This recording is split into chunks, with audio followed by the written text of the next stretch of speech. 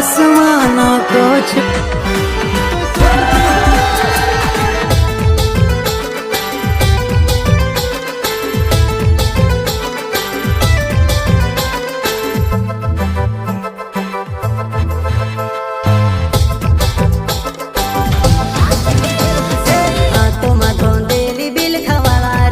आदिवासी जंगल रखवाला रे आदिकाली जंगल में रह गया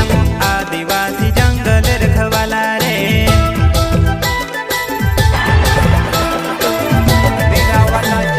जंगल जमीन काज पूजे रे आदिवासी दुनिया ने रखवाला रे बाप देव खतरी काज पूजे रे आदिवासी सबसे निराला रे।